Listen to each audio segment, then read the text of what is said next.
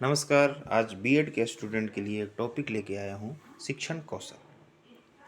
शिक्षण कौशल से हमारा तात्पर्य है कि शिक्षक अपने शिक्षण को प्रभावी बनाने के उद्देश्य से जो भी कक्षागत व्यवहार हेतु रणनीति अपनाते हैं वह शिक्षण कौशल कहलाता है। कक्षा में जब शिक्षक जाते हैं तो वह जो रणनीतियाँ अपनाते हैं अपने शिक्षण को प्रभावी बनाने हेतु, वो सब शिक्षण कौशल के अंतर्गत आता है। एलन एवं राय ने 14 शिक्षण कौशल बतलाए हैं, लेकिन हम यहाँ पे कुछ प्रमुख शिक्षण कौशलों की चर्चा करेंगे। शिक्षण और कक्षा कक्ष से रिलेटेड हम चीज़ें देखें तो क्या है, हमारे पास क्या है, विद्यार्थी हैं और कक्षा कक्ष में उपलब्ध कुछ शिक्षण सामग्री है, तो उन्हीं से रिलेटेड शिक्षण कौशल भी होगा। तो देखिए, फर्स्ट कौशल जो यहाँ है आपका, वो है प्रस्तावना कौशल।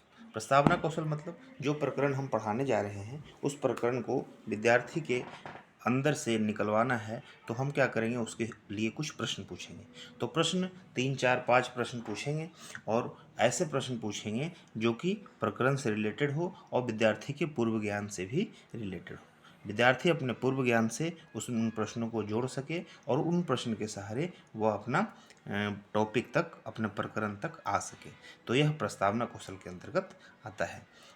दूसरा कौशल जो हमारा है, श्यामपट्ट कौशल। श्यामपट्ट पे लिखने के लिए लिखे हुए को मिटाने हेतु क्या है कि ऊपर से नीचे की ओर आना चाहिए ताकि डस्ट जो है ना उड़े। ये तो पहले जब श्यामपट्ट होता था तब की बात है, अब तो वाइट बोर्ड और फिर डिजिटल बोर्ड हो गया है। फिर भी वहाँ पे जब आप लिखे हैं श्यामपट्ट पे कुछ, तो आपका खड़े होने के पोजीशन से वो ढके हुए न रहे, आपको थोड़ा सा साइड में खड़ा होना है ताकि पीछे विद्यार्थी को दिखे।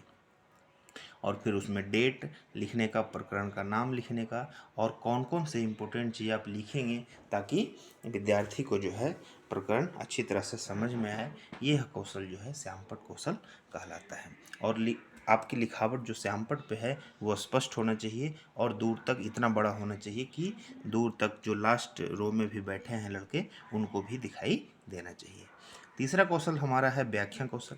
व्याख्या कौशल के अंतर्गत वे हैं कि जब हम प्रकरण की व्याख्या कर रहे होंगे तो व्याख्या किस प्रकार से, जैसे प्रकरण है हमारा 1857 का विद्रोह, तो प्रस्तावना कौशल के सहारे हम इस टॉपिक तक पहुंचेंगे।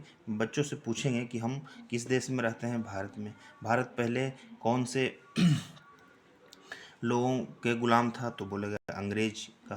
तो जब दूसरे देश पे शासन होता है तो क्या होता है, तो वो उस पर अत्याचार करता है, वहाँ के लोगों को पराया समझता है, यहाँ के संसाधन अपने देश में ले जाता है। जब ऐसा होता है तो वहाँ का जो जिस देश पे शासन कर रहा होता है वो क्या करते हैं, तो वो अपना विरोध करते हैं। और यही विरोध जो है एक दिन विद्रोह का रूप ले लेता है। और इसी प्रकार से हमारे देश में भी 1857 में जब अंग्रेज यहाँ पे शासन कर रहे थे तो एक बहुत बड़ा विद्रोह हुआ पूरे देश में।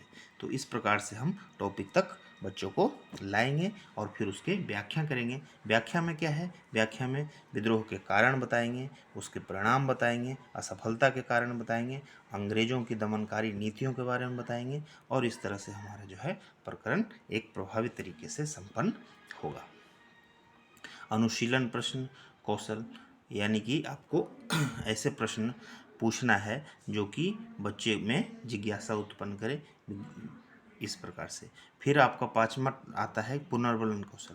पुनर्वलन कौशल में क्या होता है कि जब विद्यार्थी आपके प्रश्नों का जवाब सही तरीके से दे तो उसे प्रोत्साहित करना है, और जब बार बार बताने के बाद भी विद्यार्थी को समझ में ना आए तो उसे एक पुनर्वलन द्वारा हम क्या करेंगे कि जोर दे करके अपनी चीज़ों पे बच्चों को याद करवाएंगे और उसे उस चीज़ पे बल दे करके उसे ध्यान में रखने की कोशिश करेंगे।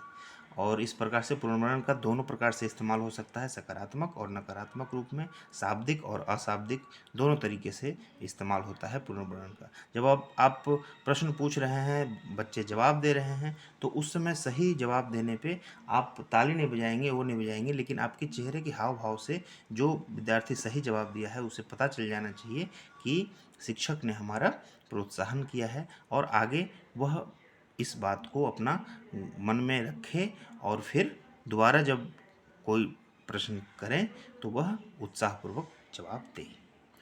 इसी प्रकार से आपका दृष्टांत कौशल हो गया। तो इस तरह से उद्दीपन कौशल, बहुत सारे कौशल हैं और एक एक करके हम इनकी चर्चा करेंगे आगे। प्रस्तावना कौशल के उद्देश्य क्या है। पहला जो है कौशल प्रस्तावना कौशल, उसका उद्देश्य है आपका कि प्रकरण तक लाना है बच्चे को, प्रकरण तक लाने के लिए प्रश्न पूछना है और प्रकरण से संबंधित बातों का स्मरण कराना है, पाठ के प्रति रुचि जागृत करना है और फिर आपको पाठ के प्रति छात्रों में जिज्ञासा उत्पन्न करना है, छात्रों को चिंतन के लिए प्रेरित करना है, फिर छात्रों का ध्यान पाठ की ओर केंद्रित करना है, पूर्व ज्ञान का परीक्षण करके नए ज्ञान से उसको जोड़ना है। प्रस्तावना कौशल के कंपोनेंट्स में क्या क्या होंगे, तो पूर्व ज्ञान से संबंधित कंपोनेंट होंगे, प्रश्नों एवं विचारों में क्रमबद्धता होनी चाहिए और फिर प्रश्न जो है जेड फॉर्म में होने चाहिए। जेड फॉर्म में मतलब एक प्रश्न पूछा आपने, उसका जो उत्तर आया दूसरा प्रश्न उसके उत्तर से रिलेटेड ही होना चाहिए, फिर तीसरा प्रश्न उसके उत्तर से रिलेटेड होना चाहिए और इस प्रकार से 5-4 प्रश्न का जाल होना चाहिए ताकि आप प्रकरण तक लास्ट में पहुंच जाए। तो आगे हम इसी तरह शिक्षण कौशलों को लेकर के आपके सामने हाजिर होंगे। तब तक के लिए नमस्कार।